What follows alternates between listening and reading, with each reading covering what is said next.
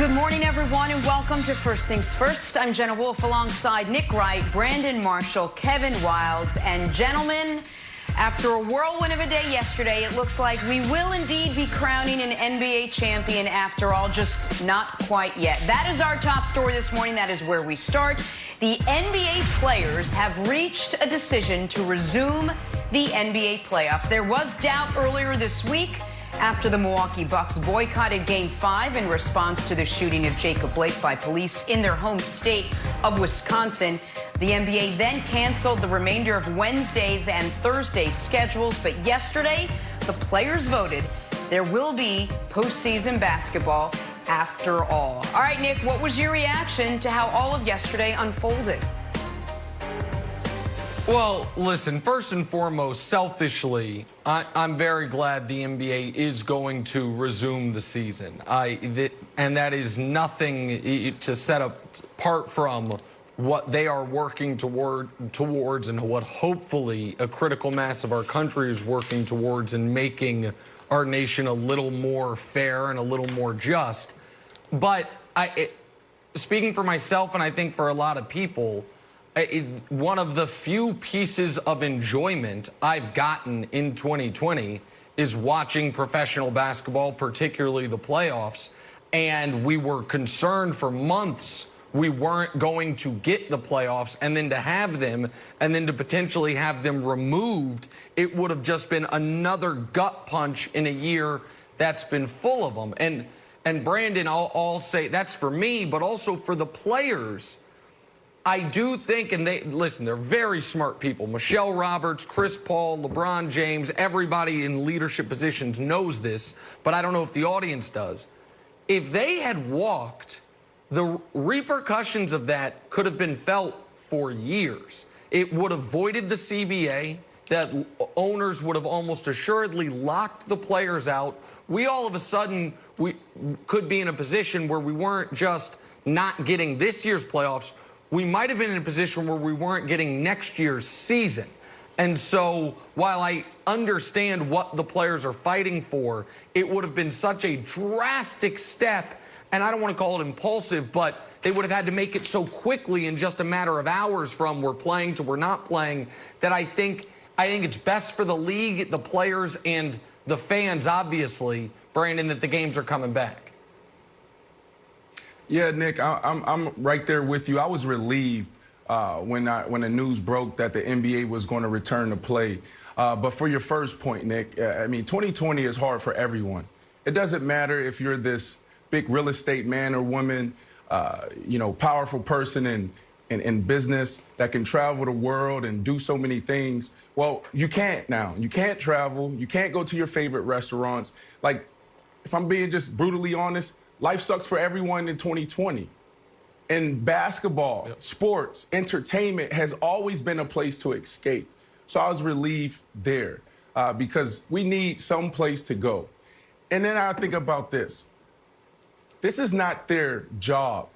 It is their responsibility to do well with their platform, but it's not their job. There are people, men and women, who get paid to do the things that they're doing now. So I don't like this whole narrative and this whole approach now that, it's the athlete's job, the NFL player, the WNBA player, the NBA player's job.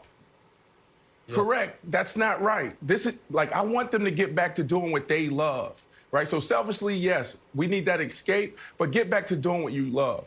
And then I also thought about this yesterday because one of my ex-teammates, Brian Urlacher, tweeted or sent out an Instagram post giving his comments on the current state of our country and what's going on around police brutality. I found myself going down this rabbit hole for the very first time. A lot of people won't believe this, but I've never, ever followed any blogs or any type of headlines or any comments that was just negative driven. And when I went to his page to see if this was the guy that I followed for a few years and looked up to, because when I talk about leadership, there's the first person to come to my mind, and the first person I talk about is Brian Urlacher and the Chicago Bears, and then it's the New England Patriots. So I run to his page and I read his comment, and then I said, well, this cannot be. This is not the guy I know. So I go down to the comment section, and I want to say, who is entertaining this? And there was this one guy, I had no clue who he was. I click on his page, he had a little blue check, and then I'm following this guy, and I'm reading his things, and something disturbing happened for me. I saw literally neighbors, people that live next door to me, liking some of these negative-driven posts talking about arm yourselves, kill people. And I'm seeing my ex-teammates like these things. And I'm like, wow, I've never needed to be validated before when it came to this, because I live it. I experience it every day, all the time since I was a little boy. So I never needed to follow anyone, to hear from anyone to tell me that these things that are happening is true. So for me, this was the very first time that I was actually able to see that I'm living with people, doing life with people that feels differently about that way me. About you. That feel that don't value you the way you should be valued. Yeah, so I'm relieved that the NBA is back, but I also understand the weight of the world being placed on them right now. It's not fair. And seeing my ex-teammate Brian Urlacher and his comments was very disturbing for me. But it wasn't even about him, because I went to another page and I saw this other guy who's making a living off of just these negative comments and these negative posts, and seeing ex-teammates and then also neighbors like his things. And this is why I understand why these guys walked yesterday. Sure. Kevin, what was your reaction to everything that happened yesterday? My reaction was one of great empathy, and in the same ballpark as Brandon, I was taken aback by some of the comments that I saw online. And one of the things I saw multiple times was, what is this going to do? What is this protest going to do? And I had two reactions to that. One, my first reaction was just to dismiss those comments out of hand, that those people should just be written off. If you don't get it, you don't get it, and just be written off. And then I thought, my other side was like, well, maybe that is coming from a place of a lack of understanding. And I wanted to illustrate what I think these protests have done, what we know and what we don't know. So what we know, and this goes back to Kaepernick, that changed the tenor of policing reform around the country. And this is just, and there's countless, this is from American Progress, and there's lots, but I'm just going to illustrate a few to make my point. Sacramento City Council approved an inspector general to investigate police misconduct. Washington, D.C. passed legislation, bans the hiring of officers with a history of misconduct. New York City launched a database to track discipline cases. Utah's governor put a ban on chokeholds. Olympia, Washington now dispatches crisis responders to nonviolent situations. So if anyone says, I don't know if any of those things happen without a change in attitude in the country, that of course is built on the backs of Bill Russell and Muhammad Ali, but most recently Colin Kaepernick. So I think those are things that we know, that we can point to, that if you're in the comment section, these are real things that are happening, and that's why these protests matter. The other part of this is a little bit more of a creative thinking exercise. And you're not going to hear anything like this in any other sports show. And it's going to be a little bit weird, but I trust you. Trust me, if you get through this next 2 minutes story, Nick, and I'll use you as a barometer, I think it will help put the protest in a historical sense. Because right now, I said yesterday that these protests, we're making history, but we're right there. We're 24 hours later. We're too close to it. We don't know what it is. And Stephen Johnson wrote a great book. It's called How We Got to Now. And he has this chapter on clean. And this is you got to follow me here. Chapter on clean describes a cholera outbreak in London. And a guy named Jon Snow, not Jon Snow from Game of Thrones, just a guy named Jon Snow. Everybody thought it was in the air. Jon Snow did some research, was the first epidemiologist, said, you know what, it's not in the air, it's in water. And he traced it to a water pump and basically solved cholera and helped propel germ theory and made clean drinking water the foundation of health. From there, people are like, all right, how do we get clean drinking water? How do we kill bacteria in the water? Okay, we get chlorine. Once you got chlorine, you know what you can get? Swimming pools. And then there's a bunch of swimming pools. You didn't have swimming pools. They're called moats. We get a bunch of swimming pools. There's a drought in California, and get Tony Hawk's walking by and said, oh, that swimming pool's drained because there's a drought. I'm going to skateboard in it. So it's a long way of saying the guy who discovered cholera and cured cholera also, in a way, made Tony Hawk skateboard. So the reason why I tell this story is this. We saw a historic moment yesterday, but you have no way of knowing how that historic moment is going to reverberate through history. Exactly right. Unless you can tell me what my son is going to be in 50 years. When we're looking at the TV and says, Dad, why does it say, I'm a man? Why does it say education reform? Why does it say your name? And he's 6 years old. So unless you can tell me what my son is going to be like and how his life is changing in 60 years old, you can't say that these protests are not doing anything. There's specific legislation happening, and the future is brighter because of what the NBA players did yesterday. Well, Wildes, if I'm the barometer, I give that an A+. I think it was you could follow it perfectly, and I was excited to follow you down the path. That's first of all. Second of all, I'll tell you what in the micro and then in the macro what yesterday did. Here's what the micro did. Brandon Marshall, a week or so ago, a few weeks ago, was racially profiled, at least I believe, and had the cops called him for no good reason. He kept that story to himself or only told the closest people around him.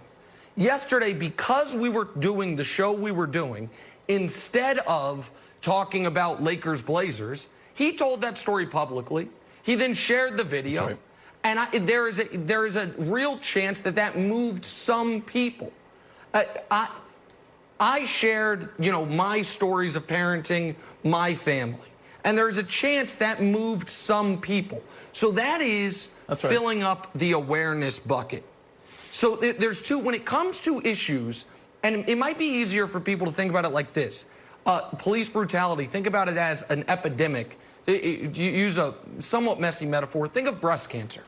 Breast cancer for a long time was stigmatized, didn't have the proper funding, people didn't totally understand it. So there was a massive campaign for what? Breast cancer awareness. And we have gotten to a point to where the breast cancer awareness bucket is basically full. People are very aware of it. And now you start filling up the breast cancer treatment bucket, the best breast cancer cure bucket. And that is where I believe the NBA players are trying to move this. That's why they're calling attorney generals. That's why they're calling state legislatures. Okay, 5 months ago, no one knew what qualified immunity was. Now, check the Google trends. It went from never being Googled to being Googled all the time. So now awareness has been raised. But now that people are aware of this issue, for those folks that actually think it's an issue, don't think it's a quality attribute of policing, now we need to move it to action. And so that's what I think the NBA guys are trying to do. You can't do it overnight. But even if it is just Brandon's story gets told, the story I told, the story, we've seen it from so many guys that were on television yesterday, did great jobs with it. Chris Webber's, all of it. Even if it's just that, there is a benefit from it. But the real benefit comes when action comes. And maybe, maybe I'm naive and maybe I'm an optimist, but I do believe some of that action has already come to Wild's point, Jenna, and I do believe more could be coming down the road over the next, not just few months, but years. It's a great point by all of you. We spend so much time trying to quickly turn things around. Well, what statement did it make? Well, what does it mean? Well, we're too close to it now. If we could just take some time and separate ourselves from it and see that the conversation will lead to, as Nick said, filling up that treatment bucket, I think we'll all be in a better place. All right, now that the schedule is back on in the NBA, we actually have some basketball to break down. Clippers, Mavericks on the other side. This is First Things First. We're talking basketball because the big story this morning, there will be basketball.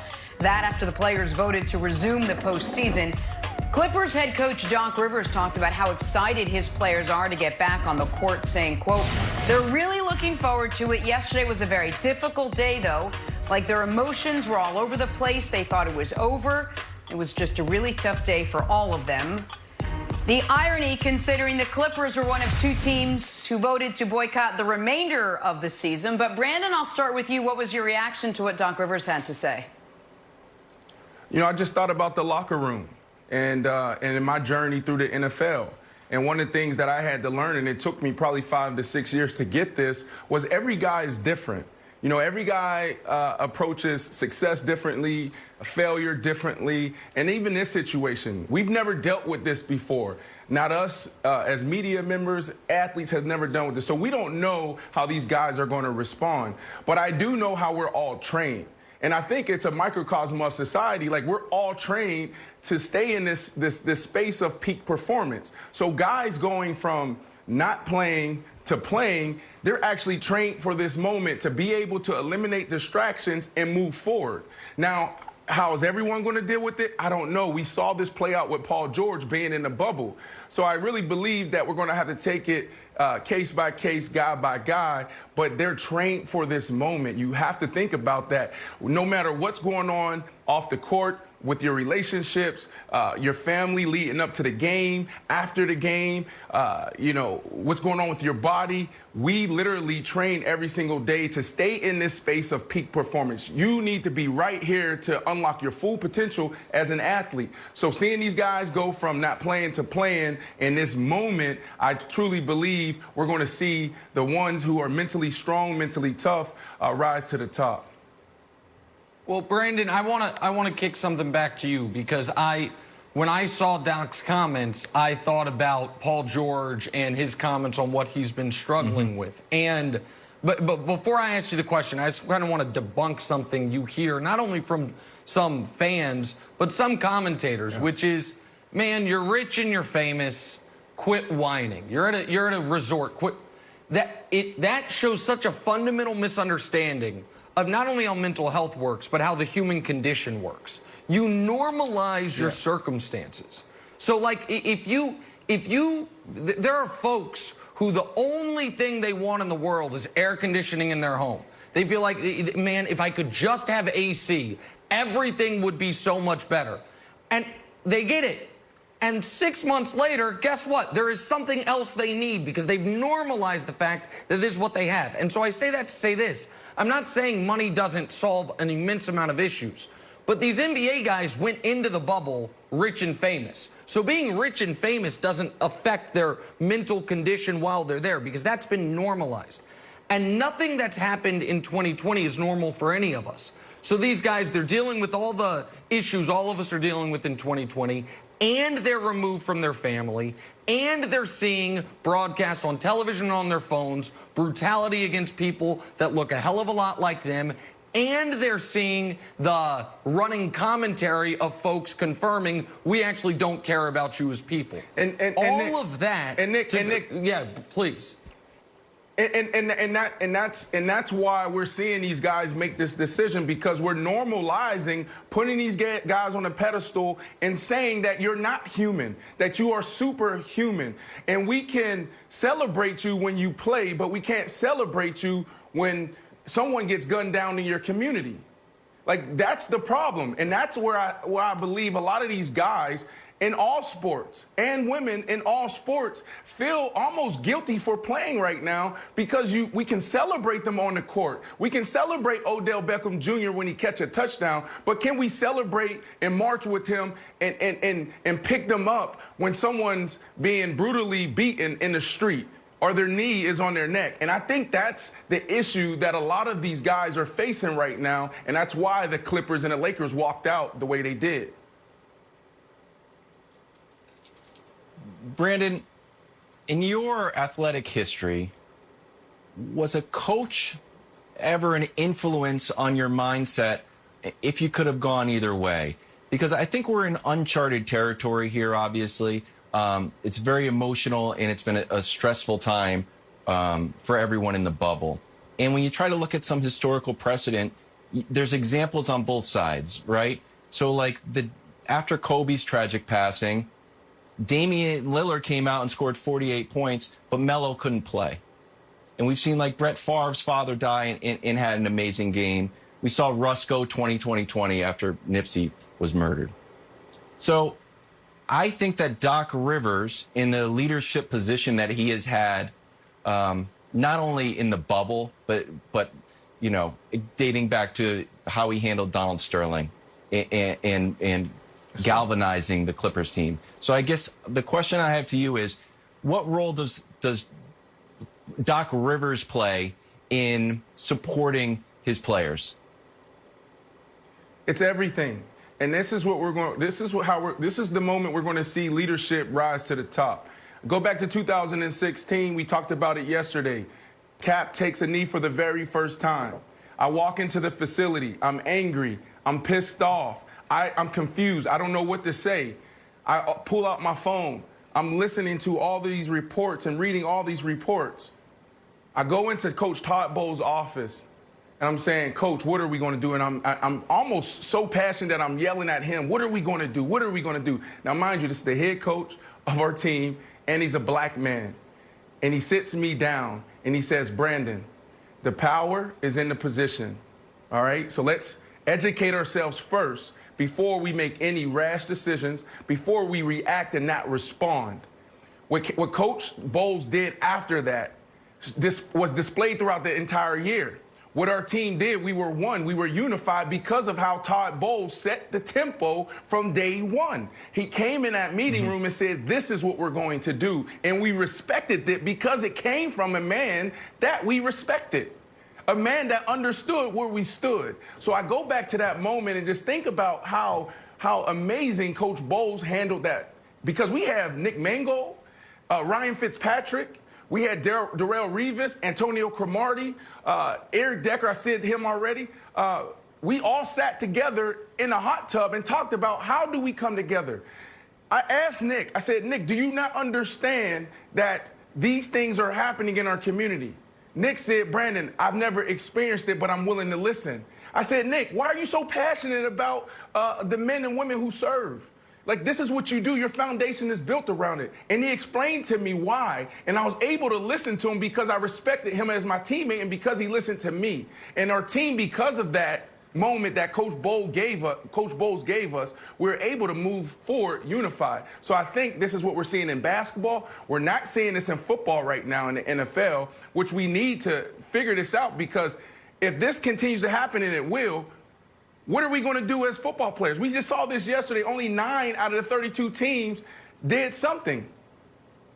When are we going to unify? When are we going to come together? The NBA is setting the example and the standard for us right now. And it also speaks to, and I'll be very quick here, this is one of the reasons when we talk about the need for the coaching ranks and the executive ranks to look somewhat similar to the player ranks. That's right. That's not just something you want to do because it's the right thing, but because it has a tangible, real effect on your ability to perform. The NBA, Nate McMillan just got fired. The NBA, an overwhelmingly black league. Alvin Gentry fired, Nate McMillan fired. I think we're down to 5 black head coaches. Doc's one of them, though. We also know in the NFL, obviously, minority head coaches has been not only a major issue for years, but it seems to be going in the wrong direction instead of in the right direction. When you're trying to reach people, not just as athletes, but as people, as a leader, shared experiences are usually a common ground. And so it's not just that you should want to have diverse leadership and coaching ranks because it is a good thing to, be able to put on a mission statement of a franchise. It's also because it tangibly helps you activate your players. Yes. and be connected to your players. And so, and I'm not saying a white coach can't relate to his players, but you need to have that type of room on when the real world encroaches on sports. And I think that is an important element to this as well, Jenna. All right, well, we're going to have much more on the Clippers side of it, where they go from here, and the basketball angles coming up in a little bit. We're going to take a turn, talk some football. Brandon, you wanted football. We will give you football. A very humbled Cam Newton settling quite nicely to the Patriot way. First things first. About time. Welcome back. So it may be year 10 in the NFL for Cam Newton, but it is a very resounding year 1 for him in New England. Lots to learn for Cam as he takes control of a new offense, a new system, a new way of life up there in Foxborough. Take a listen. Curious, do you feel as though the starting quarterback job is yours right now? Absolutely not. Every day is a work day for me, and that label is not important to me right now because I know I have so much that I need to get better at, so much that I need to learn, so much that I need to be comfortable with. And throughout this process, that's the last thing that I'm pretty much worried about, knowing that, there's certain things when I come to the line of scrimmage and it's just not as firing mentally as I would want it to be, rather than other plays that may be called. And I see, a person like Hoyster go to the line and he's just as sharp as it could be. And, from me asking him questions and he answered them and, Stiddy and things like that, there's things that I know I need to become better at. And until I get those things done, everything else is irrelevant. Look at the card. I didn't know he had cards Brandon, in the hat, too. Yes. That is Ace a King. terrible Ace King in the side of the hat. It's a guys. Terrible I got too excited. Tremendous point. I fell in love with Cam Newton during this press conference. He was humbled and he got it and he understood. Nick, let me just tell you, this is the only thing I wanted from Cam. He deserves it, but let him earn it. That's all I've been saying this whole time. He deserves the position. Jenna? Let him go out there and earn it. It's still a bad hat. Go ahead. What? Jenna? I had to get that off my chest. Check your mailbox in 1 week. We got another Cam jersey coming to you. Nick got one. Now you're getting one too. Brandon, you're next. I earned it, Kevin. And for the kids. I earned that jersey. Guys, all right, Brandon, sorry. Jenna. We had to get all that dirty laundry out of the way. Go ahead. What'd you think of what Cam had to say? Listen, this isn't about Cam Newton. This was all about Bill Belichick. And I absolutely love this. Following Cam this entire offseason was a roller coaster because I, too, like you, wanted Cam to feel humility or think that he's going to be feeling it for the very first time. So when he gets cut, when you go from Superman to being cut, that can really humble you. And the way he approached his offseason, I felt was phenomenal. Then he gets the job. Once he got the job, the first thing he posted was, I'm releasing old Cam. Cam is back. They're taking advantage of me. And I was like, no, don't go that way, Cam, because I wanted to see this guy who already lives with a chip on his shoulder, with an even bigger chip on his shoulder, but with humility. So I just thought, no, we're going to see it, the same old Cam, right? But then, if you listen closely, you hear Cam, and you're like, wow. Is this Cam or is this Bill Belichick getting to Cam? Because what I imagine is Bill Belichick walking in to the team meeting, putting on on the screen the picture of Superman and Batman, and like, guys, what are we doing here? We haven't done anything. Like, you haven't won anything. And Cam, come on, man, you just got here. You don't even know how to call X-Pop Zeus prick. Come on, Cam. So then, what happens in the Patriots organization, this is what they call the Patriots way. It's called a cascading of communication. Whatever Bill Belichick says in front of the team, then the players start to say. You see Edelman, you see Tom Brady, you see Gronk, you see the defensive guys start saying the same thing. And this is what I see in Cam is he finally get it. So I'm excited for Cam. I think this could be one of the best years he's ever had because he's not only a superstar talent, but he's now getting the coaching that's going to take his game to a whole nother level. I'm excited. So here's the thing. I'm with you. I Go ahead, Nick. I Here we happen go. to believe false humility is way overrated, but people eat it up as evidenced by this show, so fine. Good for him. Oh, please. But this is a great example, Wilds, of Cam falling right into the Patriot way, which is two parts say nothing and one part lie through your teeth. It's a tried and true method for the Patriots, and it's worked out quite well. Cam knows he's the starter. 6 Super Bowls. Like, listen, Brian Hoyer is 1-11 since 2015. Has thrown 65 passes in the last 2 full seasons. And Stidham Super Bowl champion, Brian Hoyer. How do you put this kindly? Jared Stidham is Jared Stidham. So Cam Newton is the starter. but he is doing the right thing because of the organization that he's in, Wildes, which is to say, hey, I haven't earned it yet. I still got to go check with Hoyer about the calls at the line of scrimmage. And then he was nice and he threw Stidham in there too. He's like, and I ask him occasionally, like, where's good to eat around here? Because maybe you can help me with that. Oh, but like, so this is like what, so he's saying the right things, but it is an impossibility, Wildes, that a healthy Cam Newton is not your starter week 1 against the Miami Dolphins. Well, I appreciate all those nice things that you said about Cam Newton and the reigning dynasty in all of sports, the Patriots. I'd be a little bit nervous if I were you, though, Nick, because I know you think you can compartmentalize, say, oh, well, the Patriots over here, but the Chiefs are on this little mountaintop. They don't need to worry about the Patriots. Well, you do, my friend, because everybody, that's just another thing that's been wrong. And I've been 2 months, and I've heard several wrong answers of what was going to work. And if we could play some music, some game show music, I'll tell you what's going to happen as we go through these Cam timelines.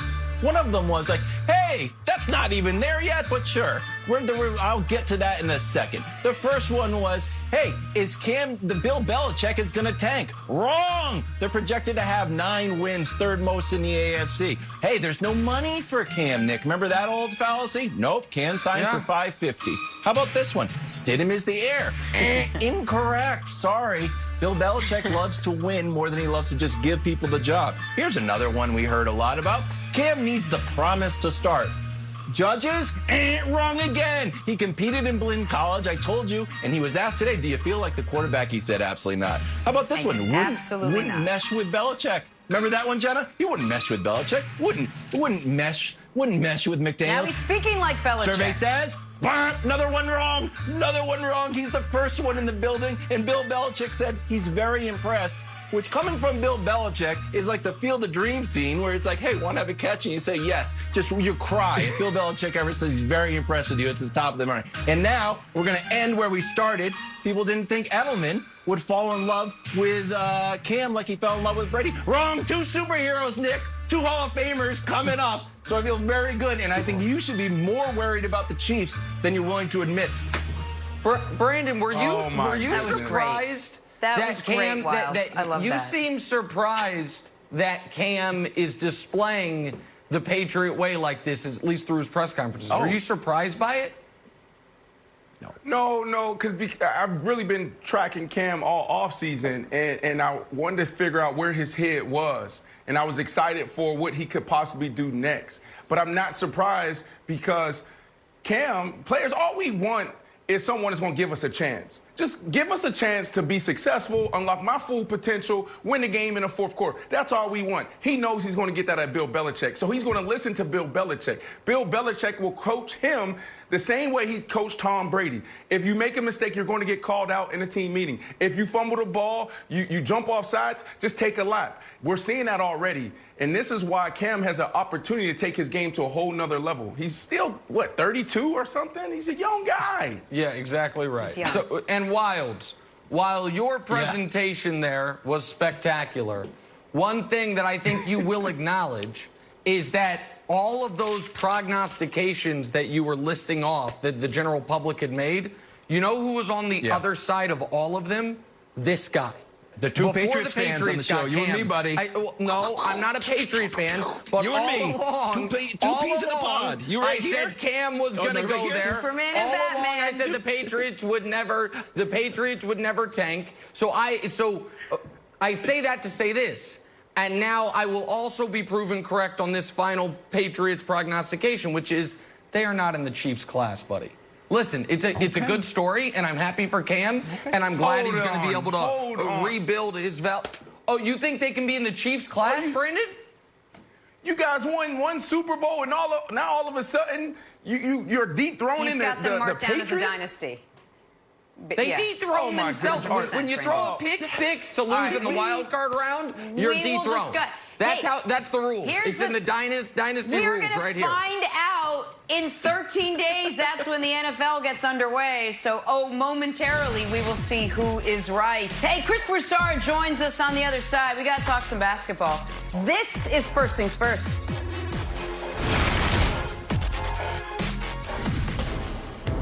Back here this morning talking basketball with Chris Broussard. Broussard, we almost weren't talking basketball after the Bucks boycotted Game 5, after the NBA canceled Wednesday night's games in the name of social justice. But yesterday, the players reached a decision to, in fact, resume the playoffs either today or Saturday. The league's still figuring out the schedule. But, Chris, what was your reaction to how all of yesterday unfolded? Well, obviously, the basketball fan in me, as in all of us, is excited that the games are going to be played. It's just been terrific basketball in the bubble. And so I'm happy about that, as I'm sure everybody else is. But I support the players in their decision to come back. And I dispute the notion that's out there that they got nothing accomplished because they're going to play, after a, 2, maybe 3-day boycott. I would say, number one, they put the owners, the commissioner, the corporate sponsors, and the networks on notice that we will go there, that the nuclear option of walking out is now on the table. And if we don't, going forward, if things don't change, we are willing to go here. And we saw what the ramifications could be, not just in the NBA, but this could spread to Major League Baseball and maybe even the granddaddy of them all, the NFL. And then you are talking about really being able to make some real change and throwing upheaval into the world of sports and even business. So I think that was achieved. Secondly, when you look at tangible possible results, the Milwaukee Bucks were on the phone with the Attorney General and Lieutenant Governor of Wisconsin, and they joined the governor in calling for the Wisconsin legislature to start meeting next week on Monday to look at a police reform bill that's been on the table for more than a month and hasn't been looked at. So if that is achieved, that is a tangible change and result that you can trace directly to the Bucks' decision a few days ago to not play. So, and then, of course, getting the owners involved. If the players can get the owners to support them as equal partners in this fight for justice and not just supportive bystanders, then that also could be a win. So I think that some good has come out of this and will come out of it. So, again, I support the players. So here's the thing. The folks who are most adamant that the NBA players accomplish nothing by returning, many of those folks are the same people who are most adamant that they shouldn't have stopped playing to begin with. And so we can try to combat these folks with logic, with facts. Like, okay, the NBA players boycott. All of a sudden, then, the Baltimore Ravens, one of the most powerful corporations in the state of Maryland, releases a statement that is calling for the arrest of Breonna Taylor's killers, calling for the end of qualified immunity. That didn't come out of thin air. That was the product of a light being shined even brighter on what's going on thanks to the players' boycott. But here's the problem, and this is where it is tough at times, and I don't mean to say this is going to sound arrogant, but I don't mean it to. This is where it's tough being on the right side of history, is the folks that you're arguing with are so shameless that they don't need any level of consistency. They don't need to not be hypocritical. They can, in the same breath, explain why it is the reason the Second Amendment is so sacrosanct is because you have to be able to protect yourself against an oppressive government, and later that day, support the oppressive government. Like, there is no level of like, well, wait, hold on a second there, sir. I think there's a hole in your logic. Because the logic is, if you're loud and black and you stand up for yourself, I'm against you. And so the folks that are mad at the NBA, of course they are. They spent a few weeks pretending they cared about the horrors in China, which was a good break from them pretending they cared about the horrors in Chicago. They don't actually care about those things. It's just a way to silence black people. And so I think it is important to, it's hard to dismiss, tens of millions of people. But on this issue, I don't care what they think, because what they think is, what does LeBron think? I'm on the other side. LeBron's not going to play. They should play. Oh, he's coming back? Coward, why didn't you quit? It's all, and it's not just LeBron, just using him as an example. Right. And so I think that's what's happening here. And Brandon, I think a lot was accomplished simply by stories like the one you told yesterday, being out in the public eye and potentially moving some of the people that are somewhat in the middle on this issue. Yeah, I mean, I was relieved that the guys made the decision to go back. And the reason why is because of everything that's going on. Chris, sport and entertainment has always been an escape for us since day one. And now we're throwing our athletes to the forefront of this discussion and say, listen, it was your responsibility, but now it's your job. And I just don't agree with that. I think we need to be responsible with the platform we've been given, but we literally pay men and women to do this job every single day. They are making a career out of this. So to ask our guys to carry this burden by themselves and our women, it's just not fair, okay? But I will say this. They're doing a phenomenal job. If I'm them, I embrace this moment. I play my brand of basketball. I go lights out. If I'm LeBron James, I drop 60 tonight, and then I push the conversation back in the forefront. Because now the entire world, the attention is surrounding this bubble. This is the moment for you guys. But play basketball. Use this to continue to push the conversation forward.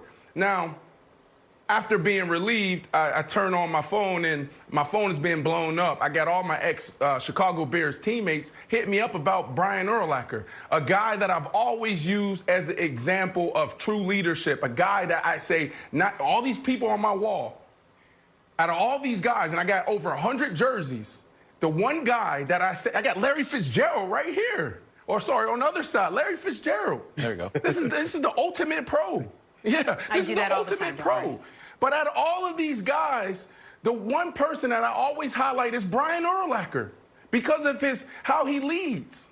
And then this guy stands up and says something like that and divides us even more. And it made me go down this rabbit hole that I've never gone down before. I've never followed any negative blogs. I never even read any negative comments because it's a waste of time. Never done it. And then I'm reading the comments underneath him. I'm saying, who is entertaining this? And I find this one guy, got a little blue check, and I go to his post. He has like 100,000 followers, and all of these people are following this guy, and he's literally telling people to arm themselves and then be violent. And then I see my neighbor. This is real. I see my neighbor like his post. I see ex-teammates like his post. And that was the scariest thing for me because I never realized that I'm living in the locker room with guys that feel this type of way.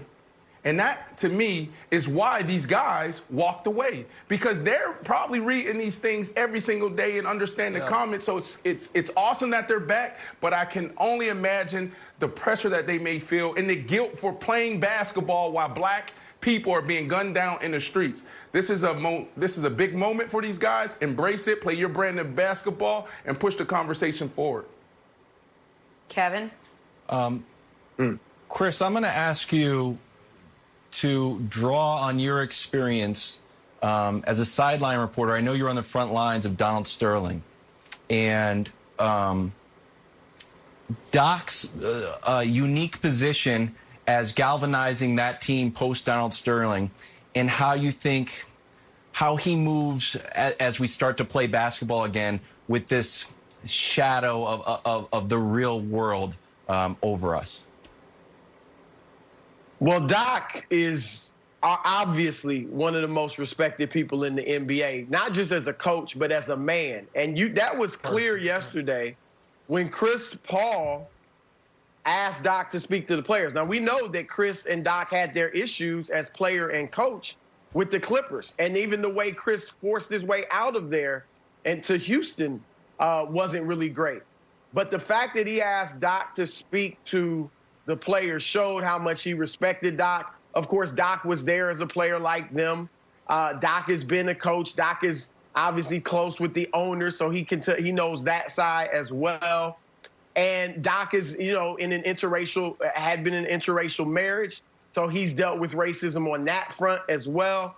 So Doc is just a great asset to the league and the players, and they all respect him so much. And then his speech the other night, I mean, that moved everyone who really is interested in seeing change and positive change in this country. To see a man that accomplished, that strong, that powerful, who is the son of a police officer, to see him break down emotionally the way he did, I just think was a galvanizing thing for players, and that's another reason they wanted him to speak. Well, we're going to hear from Doc Rivers coming up in a little bit, but on the other side, we're going to take a turn, talk a little football. Tom Brady wasting no time making friends down there in Tampa. Brandon's going to tell you just how popular Tom Brady really is in that locker room next. More football. First things first. Welcome back. Time for stories to start your morning, sponsored by Ram Trucks, built to serve, starting in Pittsburgh with Ben. We haven't said that in a while. Ben Roethlisberger back at training camp after undergoing elbow surgery last year. Ben got our attention with this interesting statement, said, "Getting hit and calming the nerves are going to be big for me." Brandon, is getting hit something you have to almost relearn when you've been away from the game for a period of time? Relearn? No, it's every practice, it's every game. You have 250-pound men that runs 20 miles per hour hitting you play after play after play, sometimes 70 times a game. I remember moments before going out to practice or games, I would put on my helmet, stand in front of the mirror, and just slap myself in the face just to be prepared for that first point of contact. Yeah, no, this is a thing in the NFL, guys. You gotta have a certain type of mentality to say, yeah, hit me, run down the field 40 yards at 20 miles per hour and just run into people. No, I understand Big Ben here. And then also what he's saying here is like, hey, the last phase of rehab is the toughest one. We hear that all the time. Repairing a ligament, repairing a muscle, that's the easy part. But actually getting through the mental side of things, the last phase, like, am I okay to go back to play? Am I confident enough? Can I take that first hit? So what we're seeing is that classic approach to entering back to play into full contact. Big Ben will be fine. He's a tough guy, but he definitely needs to get that first hit out the way. If I'm Big Ben, just go in the mirror, put on your helmet, just slap yourself in the face, and you'll be ready to roll. Are you hitting the face mask at that point? What do you? I don't get. Face mask. You can go here. Well, you put the helmet on, and then you're hitting the face mask. You got to get in there. It's not too much of a hit, you know, if it's the face mask. Anyways, Nick, I hate to say it, we probably owe an apology to one of the most creative minds in the NFL, Mr. Joe Judge, who you specifically took to task for this quote. If we can run it, go ahead. I mean, with quarterbacks, you want to go ahead and be calculated in how you start banging them around. I don't think we're going to throw him in any, Royal Rumbles or anything like that. But, at some point we'll pop his pads a little bit in a controlled environment. Maybe that's with, a young guy who understands just kind of, hitting him a little bit. But I'm not in a hurry to go ahead and just beat the hell out of him, Tom. But, at some point we'll prepare his body for what he may take in the first game. Nick, you got to apologize. Nick, can I jump in here, please? To the most creative mind in the NFL. No, Nick. Go, Brandon. Oh, my goodness. Go ahead, Brandon. Go. Oh, and then go ahead, Nick. No, go ahead, Nick.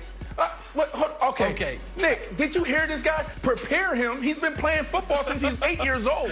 He's been getting hit since he's 8 years old. What is this? Listen, I'm not apologizing to Joe Judge for anything. There's 32 teams in the league. Let's see how many of them take the red jersey off their quarterback before the season starts. Maybe Joe Judge is just the most brilliant trendsetter in football, but I want to talk about Joe Judge. I want to talk about Big Ben because I'm going to make a proclamation here. I think Ben Roethlisberger could be the single most influential person on the football field this year. And here's why. If Ben is excellent, the Steelers join the Ravens and the Chiefs as contenders in the AFC. They have a spectacular defense. They have one of the 5 best coaches in football. The question is, what Ben are we getting? In 2014, Ben was absolutely spectacular. Now, you might say, why did I go back to 2014? Because every year since then, he had 13 to 16 interceptions, and he was a bit of a turnover machine. We didn't really talk about that much because he was throwing for so many yards. But one of the reasons he was throwing for so many yards is they had to because he was turning the ball over. If Ben can recapture some of what he had in 2014 without the turnovers of the last few years, then it's not just the Steelers can be a contender. They could derail this Lamar Ravens train because only one team can win that division. No, not my beloved Browns and Baker Mayfield. No, you talking about Brandon? the Ravens. Jenna hated that He's tape. going to derail the Chiefs. The Chiefs. What about the Chiefs? Well, you got to do it in your division first. I'm talking about in your division first to win the division, You said and contender. then you go said from contender. there. When you throw the word contender listen. out there, I'm thinking championship. Okay, you're correct, and you are also correct to think about when I say contender for the first team to think of be the Chiefs. That is correct, because they're not only the defending champs, they're clearly the best team in the league. So smart take by you. But I think right now most people look at the Chiefs and the Ravens as a cut above everybody else. If Ben is excellent, no, stop going back to the Steelers Ravens. I don't want to go back to the Ravens. I want to stay with the Chiefs. Could this be the ultimate matchup? The Steelers and the Chiefs. Is this the only team that match up well against the Chiefs? Oh, well, that's really interesting. You've thrown me a curveball there. They might have the best defense in the AFC. So Minka Fitzpatrick's awesome. They've got T.J. Watt and Bud Dupree, Cam Hayward. I still think the toughest matchup for Kansas City is Baltimore because of what Lamar can do. But again, a lot of that is predicated on the fact that I don't think Big Ben is going to be good. If he is good coming off his first major injury of his career, he's year 17. He's had major elbow surgery. I don't think you can Tom anticipate Brady's in year 40. that he's going to... I don't think he's going to be good Tom either. Brady's in year 40. I mean, welcome to the show, but I don't think Brady's going to be good either. I mean, so I am consistent on this. I'm not too high on Brady. Year 40 for Tom Brady. So yeah, I just think Ben's one of the most... I don't know how to respond. You're fine. I just think Ben's one of the most interesting people in football this season. I did feel like we lost Jenna. Did we lose Jenna? Yeah. Did we lose Wild? No, I know we lost Jenna. Jenna just bailed out. Jenna was listening to Nick's take, and she said, you know what? I'm out.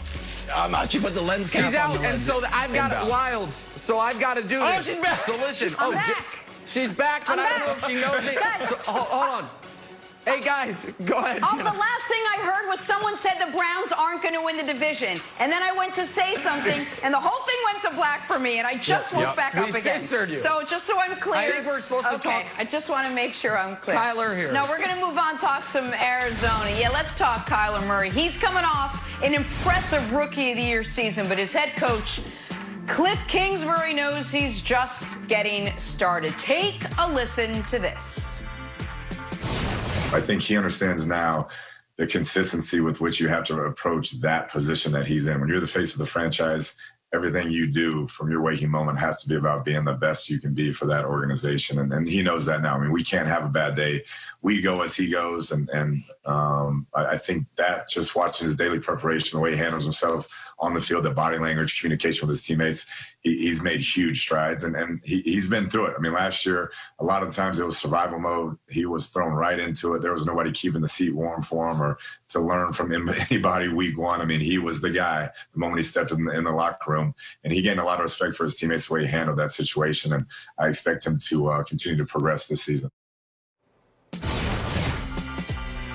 I feel like Cliff Kingsbury should only do press conferences from that palatial Arizona state where he was covering the draft, or he was part of the draft moving forward. Brandon, what are your expectations for Kyler in year 2 now? Well, initially when this topic was thrown on my desk, I wanted to praise this guy. I mean, his swagger is at a 10. He throws one of the most beautifulest balls I've ever seen in my life. And I wanted to praise this guy. But after hearing this again, I'm starting to think, is there trouble in paradise?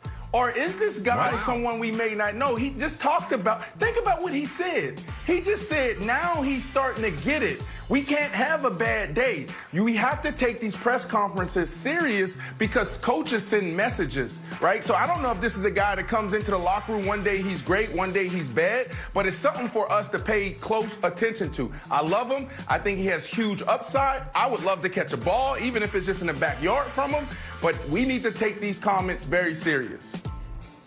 Well, you just ruined, unless you say nicer things, Brandon. I don't think you're going to get the invite. I don't know if you're inviting him or he's inviting you, but you got to be nicer if you want to bring him over to the backyard.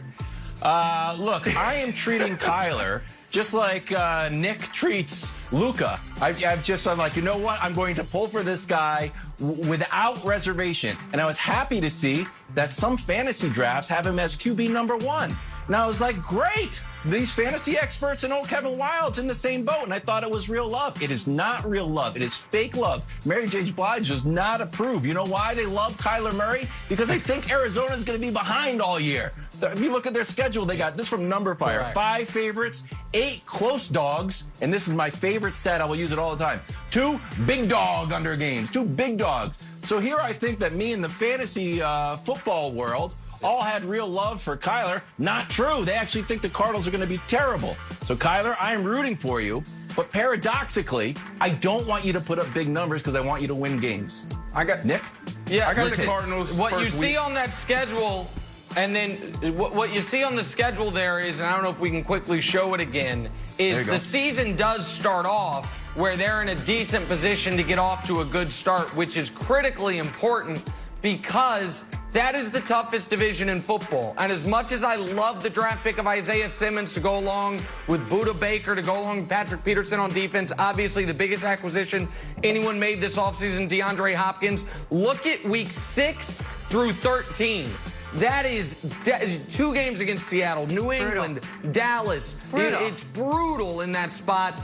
And I feel like the Cardinals are a team where the hype train's going to get derailed a bit. I think they're more likely to finish last in the NFC West than first in the NFC West. And I just think they're in a brutal schedule for a young quarterback to be trying to learn. Who do you like week 1? Who do you like week 1? Do you like them or San the 49ers? Francisco. San Francisco by double digits. All right. We got 2 weeks to discuss what's happening in week 1, but for now, we're going to head back to the NBA. Set to resume the playoffs. We'll break down what went down the last 24 hours next on First Things First.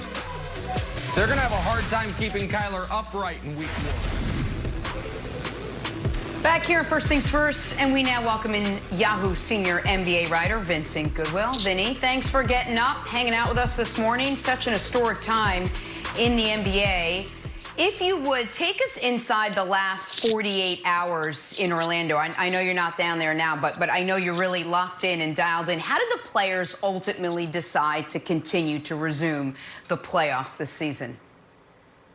Jenna, I think you initially have to go back to the situation that led to the Milwaukee Bucks deciding to boycott. That was them going rogue. Everything that had been done largely to this point have been players being unified and being on one accord and everybody being in group texts or sort of unified conversations.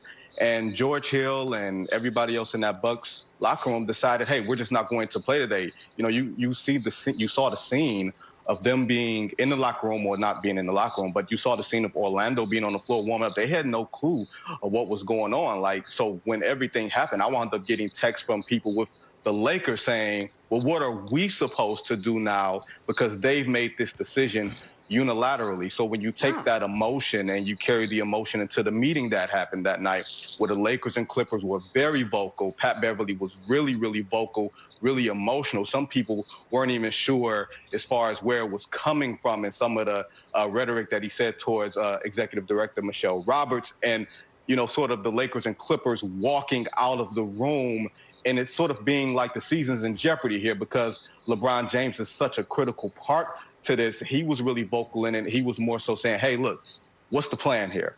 And because there didn't seem to be a plan from the Bucks who initiated everything, there was the frustration was, hey, you've now put everybody in this bad position. We understand your emotion. We understand everything that happened in Kenosha, Wisconsin, and how you felt compelled to boycott this game. But now this is reflective on everybody. So once the emotions of that night settled down, you come back the next day, you have the meeting with the owners. Michael Jordan was very involved with a handful of the players as far as being a conduit. And once the emotions start to settle down, once the players start to hear more immediate action from the owners, because a lot of the things that we've heard has been over the next 10 years, we're donating this amount of money over the next 10 years, but these guys are still seeing dead bodies in the streets. on videos, or, you know, in the case of Kenosha, someone getting shot 7 times.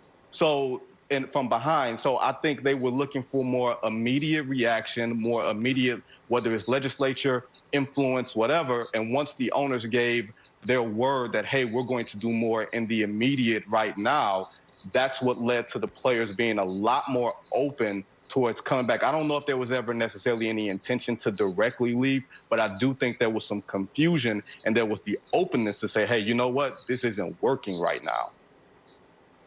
Vinny, when LeBron and Kawhi and their teams, most people would say the 2 best teams in basketball, you know, say we're not playing and leave,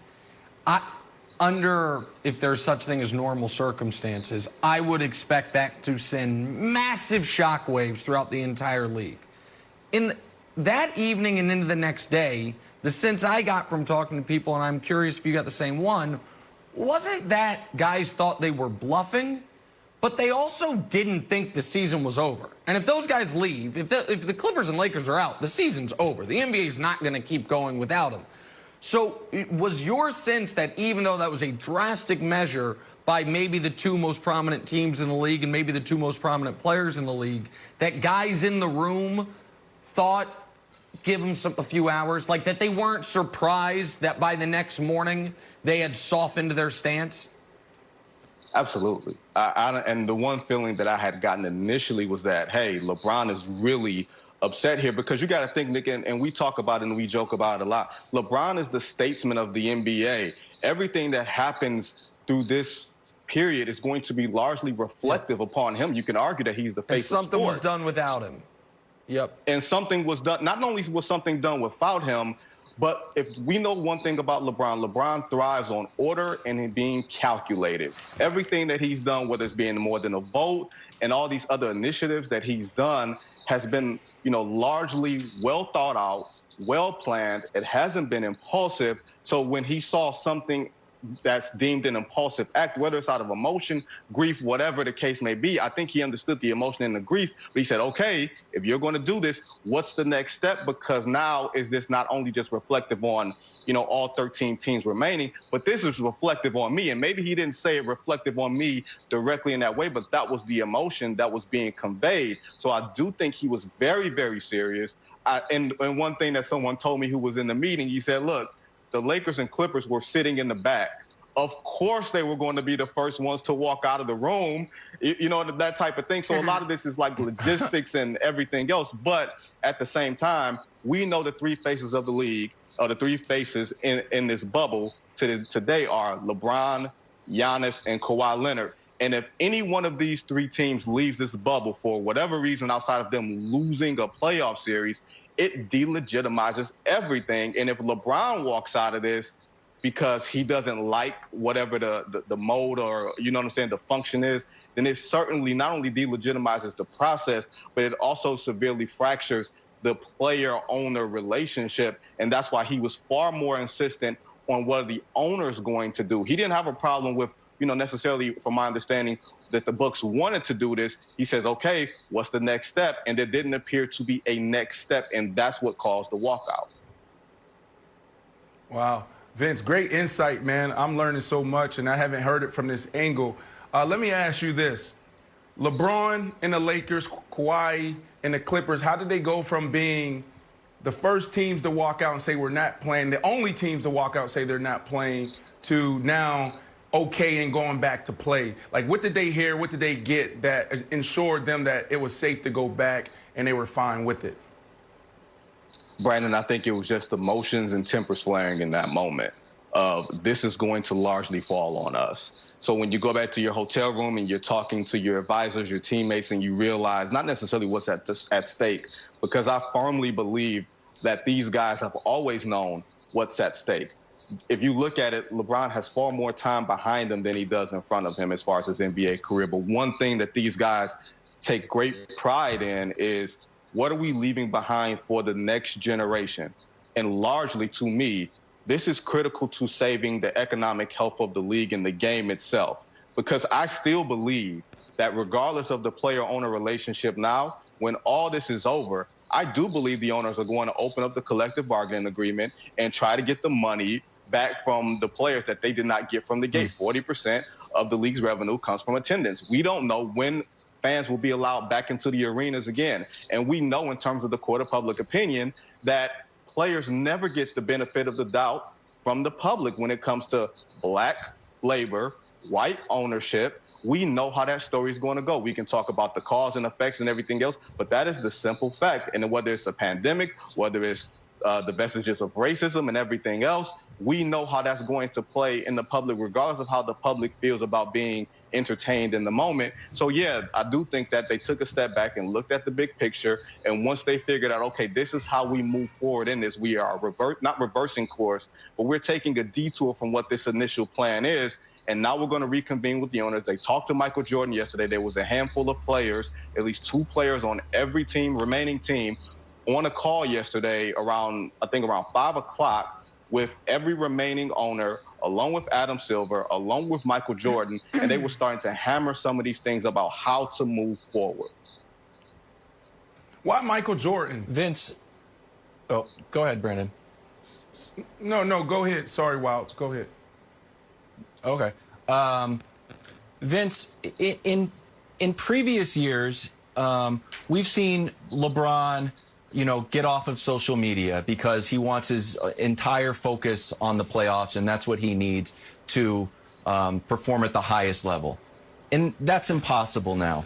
And we also heard Paul George the other day say the bubble has gotten to me, the mental health of it. Can you get a sense of when the ball tips off, what the games are going to look and feel like with so much on the heels of such an emotional and stressful few days?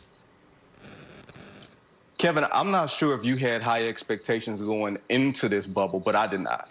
And the quality of basketball that I've seen, the eye-popping numbers, yeah, we can talk about bad defense and everything else, but the quality of the basketball has been great. And I think this has underscored the level of mental concentration that the players have had to dedicate to all of this in this moment, where you have to dedicate all of your basketball sense in this 48-minute period to put together, to play high-quality playoff-level basketball. You didn't really have time to really warm up and get your body back into it, but we've seen entertaining basketball to this point. And then once the buzzer goes off, you're back to life. You're back to reality. You're in this restricted environment. You really have no feeling on how the outside world is being affected by what you're saying, what you're doing. The Black Lives Matter on the shirts and on the shirts and some of the sayings on the back of the jerseys. You don't really have a gauge for how these things are affecting you guys or how the things are affecting the outside world. It's taken a lot of mental concentration for these guys. And I think this was I won't say the players broke, but I will say that we got a window in the past couple of days as to how stressful this environment has been. Out of the 3 major sports, and not including hockey, they have the most restrictive environment. Baseball and football, they can at least go home to their families. They're not in a quote-unquote bubble. So while I won't say I know exactly how they're going to play moving forward because you took a big mental pause, I would say that I have no reason to believe that there won't be a higher quality of basketball like we've seen over the past month or so. Well, of course, yeah, and Vince, at a time where they should be really just focused. Go ahead, Brandon. I know you wanted to jump in there. Go ahead. Yeah, I'm sorry about that. I just wanted to get to Michael Jordan because I find it interesting that we have a guy that's standing in the gap right now, bridging it, from the player to the owners in a significant role. And this is Michael Jordan's been a guy that shied away from this type of moment, or I wouldn't even say shied away, but has never really embraced the politics and the social movement around sports and culture. So what are you hearing from the guys as far as Michael Jordan being that person to stand in the gap? Well, he's the chair of the Labor Relations Committee, so that's just part of his title and the role that he's accepted. And also he has relationships with Chris Paul, Russell Westbrook, all these other guys, that basically because of Jordan brand. And also Michael Jordan still thinks of himself more as a player than he does as an owner. I think we've seen that over the past few months, the way his competitive juices are. And he knows the health of the future of this league is critical to how this is going to work over the next couple of months, or the next month. Vinny, it's great to have you this morning. Thanks for getting up. Always great insight. Great job, Appreciate Vinny. your time today. Room Raider gives you 0 We out got of to 10. take a break. Put something on those walls, bro. Come on. On the other side, do the Blazers have any chance whatsoever against the Lakers with no Dame? First things first.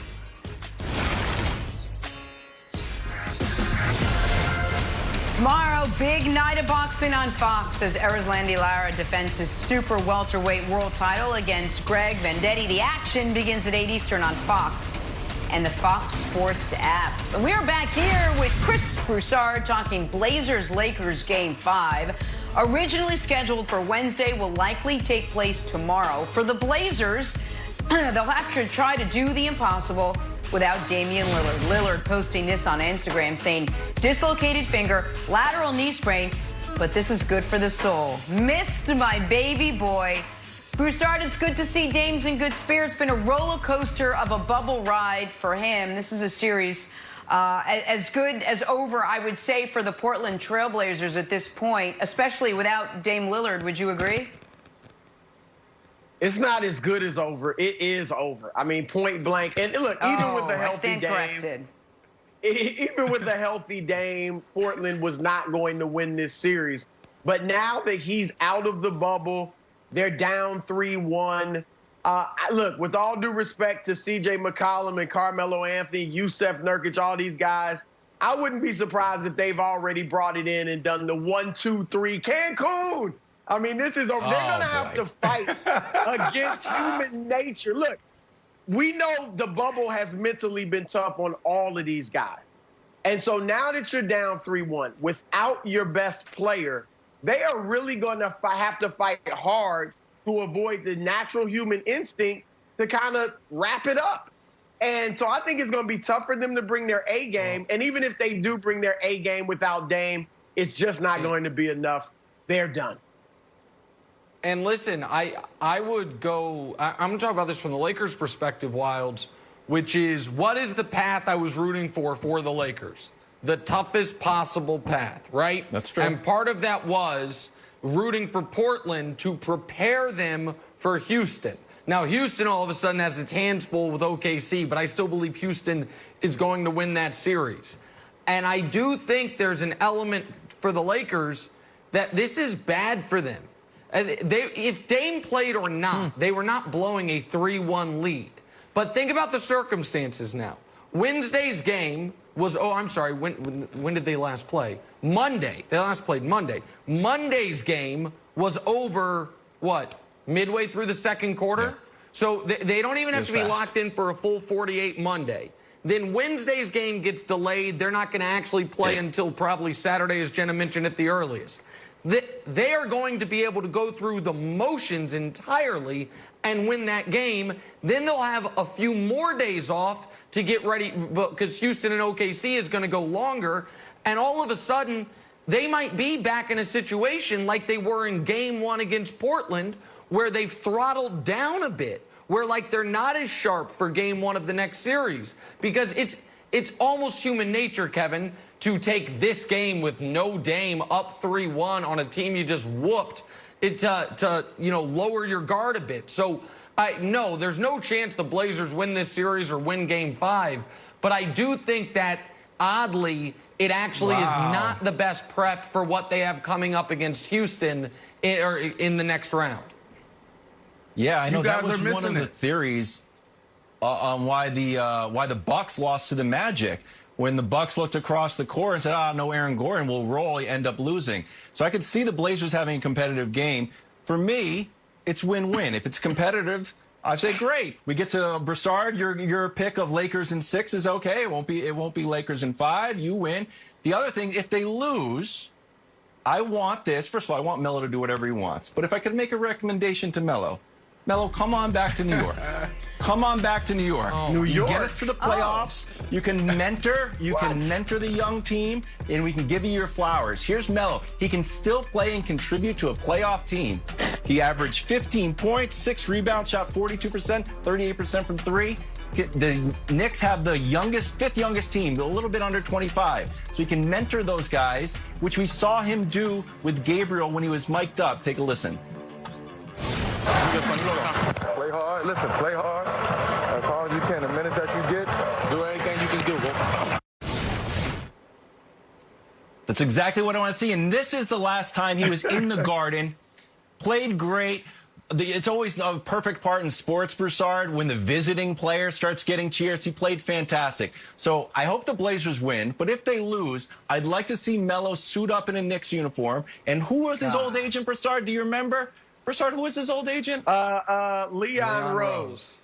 So Leon Rose was the president of the Knicks. So I don't even know if it's considered tampering if you just text your buddy. Perfectly. Oh, I know. Brandon, though. Hold on, Brandon. Brandon, you said we're missing it. What are we missing? Yeah, I'm just sitting back listening to you guys, and it baffles me that how far off you are. Collectively, and I'm throwing Jenna in here as well because I'm sure her take is that it's over. Yeah, I'm throwing her in there as well. I said as good as over, by the way, guys. Okay. Correct. You guys have been covering sports for collectively over 100 years. And if you guys know anything, you guys know the emotional toil on some players and some teams. These guys were the ones that walked out of the meeting. Do they even want to be here? Right? To me, I think they're going to play well. But do they have a chance? Absolutely. The Portland Trail Blazers, they're looking at this as an opportunity for them to steal a game. Now, will they win the series? Probably not. But you got to think about this restart for LeBron James and his team that walked out, said, we don't want to continue anymore. So, of course, they have a chance. Guys? All right, listen, I get that take, and I respect it. But I'm coming from a perspective, I thought the Blazers had no chance if Dame was playing. And I do think Broussard's point that do these guys really want to extend their stay in the bubble by a couple of days? They thought they were getting to go home Thursday morning. Then the whole world stops, and now it's like, wait, we got to stay here even more days? I don't even know if they're incentivized for it. But, Broussard, I want to ask you something.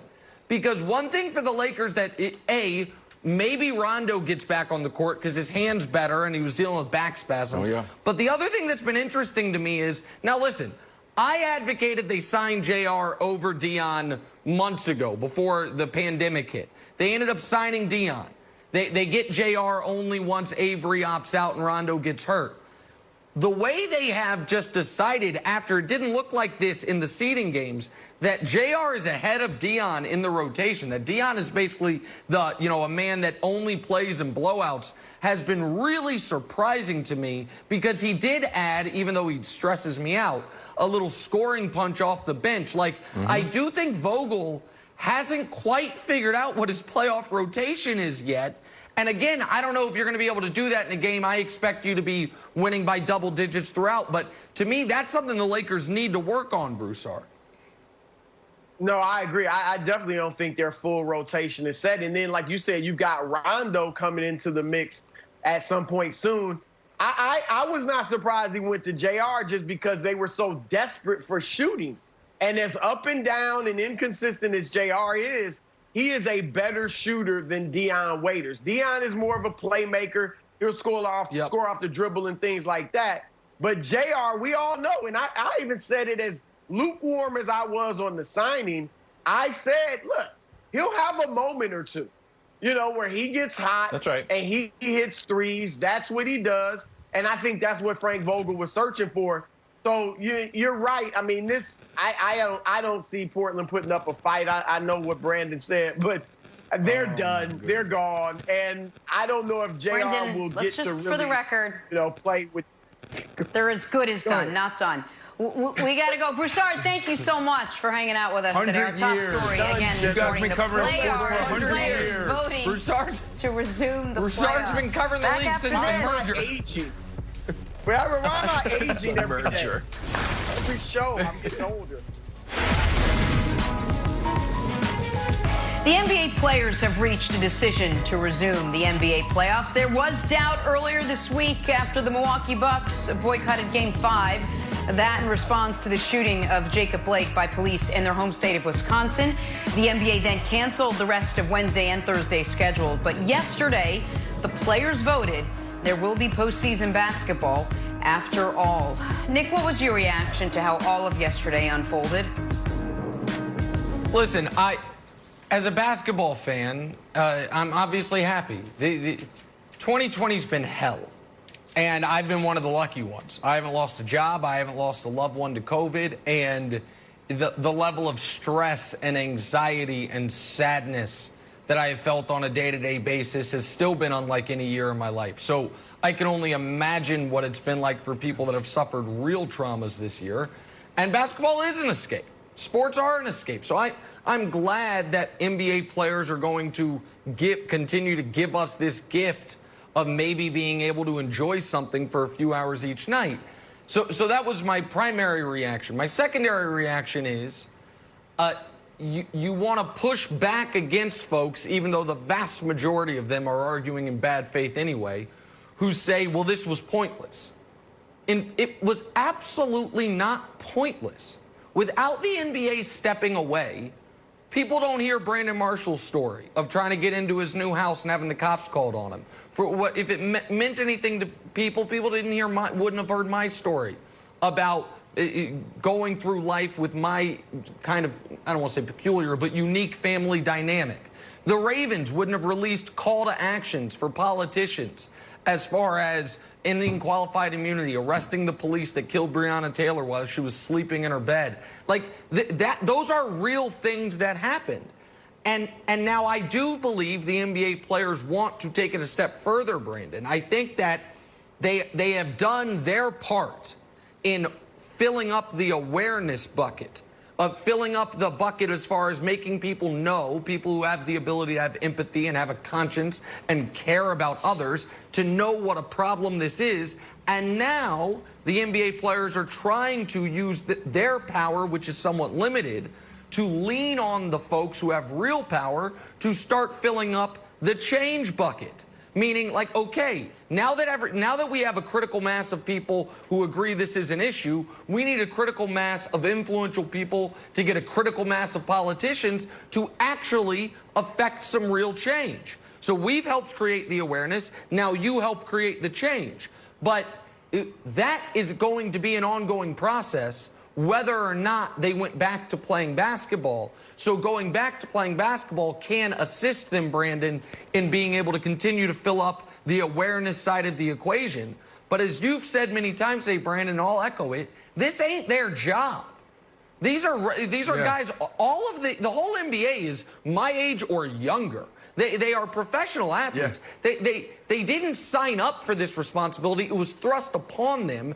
And so now they're trying to push it back to the folks whose job this actually is, Brandon. Correct. I mean, we've been seeing this since day one. Sports, entertainment has always been a place to escape for us. It's always been a distraction for us. And I think that's the challenge for a lot of these athletes, almost feeling guilty that they're playing basketball, they're playing baseball, they're playing tennis, while people are being gunned down, black people are being gunned down in the streets. So I think that is the challenge. But for me, as a fan, I am relieved that we are going back for this reason.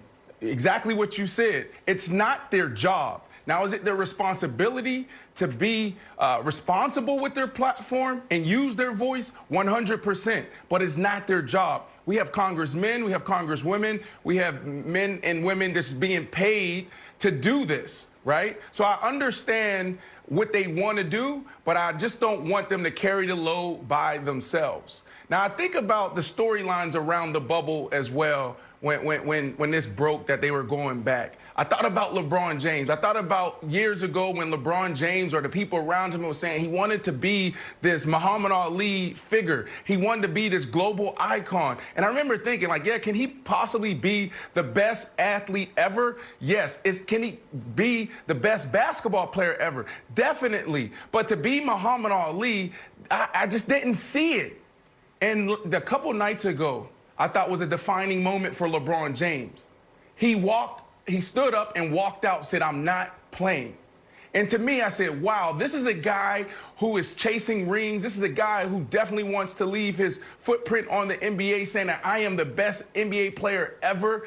And he's willing to walk away from what I believe is the easiest path to one of his championships. And that meant a lot to me. And that also reminded me of that conversation years ago about him wanting to be Muhammad Ali. I truly believe the work that LeBron James has been doing off the court for years is now on full display, and he is standing right beside Muhammad Ali as one of those global icons that provoke change in society. Hats off to LeBron James. You are there, man. Proud of you. Nick, I want your reaction to what Brandon said about LeBron, because obviously you're one of the best commentators on LeBron's impact, not only in sports, but off the court as well. I just wanted to outline a few tangible results that we've seen already from not only the NBA drawing attention to the issue of police brutality, but Kaepernick as well changed the tenor of this country. And of course, Kaepernick built on the work of John Carlos and people like Bill Russell and Elgin Baylor, and the list goes on. So to anyone who says, I don't know what this is going to accomplish, there's been tangible accomplishments already, and this is just a few. Yep. Sacramento City Council approved an inspector general to investigate police misconduct. Washington, D.C. passed legislation that bans the hiring of officers accused of misconduct. New York launched a database about police discipline cases. Utah's governor's bans on chokeholds. Olympia, Washington now dispatches crisis prevention officers rather than police officers to nonviolent places. And we know there's still work to be done, of course, legislatively. And we know there's a ban on no-knock raids and the end of qualified immunity. But there's also, and we're on the doorsteps of history right here, and we don't know how it's going to play out.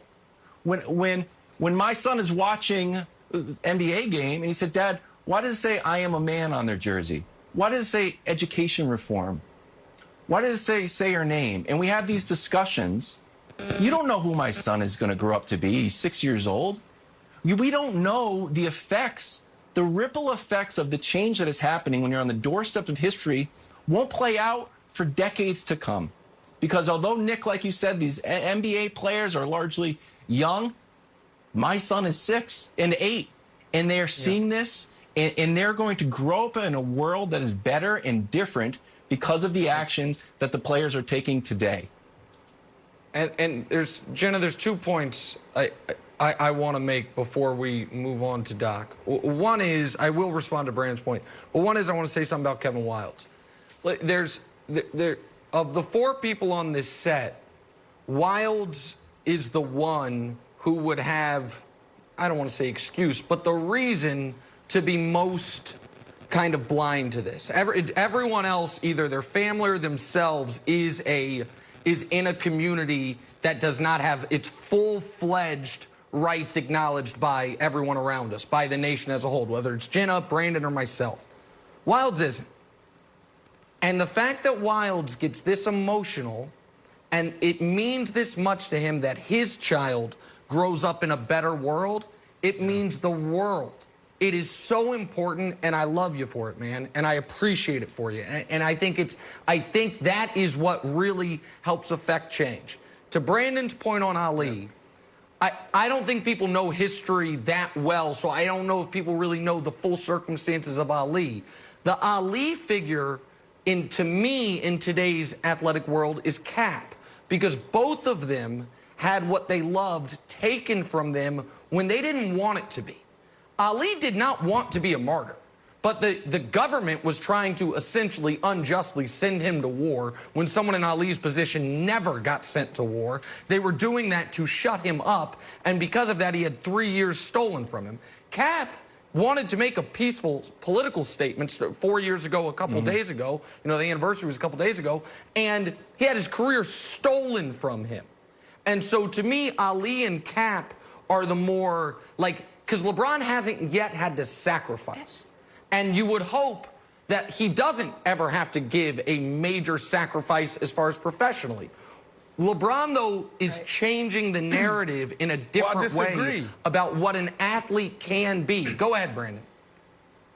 I disagree. You know, as a player, we know when we speak on politics, we know this as media members. We don't speak on race. We don't speak on politics. We don't speak on these things. right? That's why yesterday was so emotional and tough for not only us on our show, but everyone on CNN, on ESPN, on ABC. Sure. Like, it was tough for everyone because we're trained not to talk about these things. Why? Because we know the ramifications of it. We've seen players lose jobs. We've seen players lose. So I disagree now, but I do agree that He's made himself a target.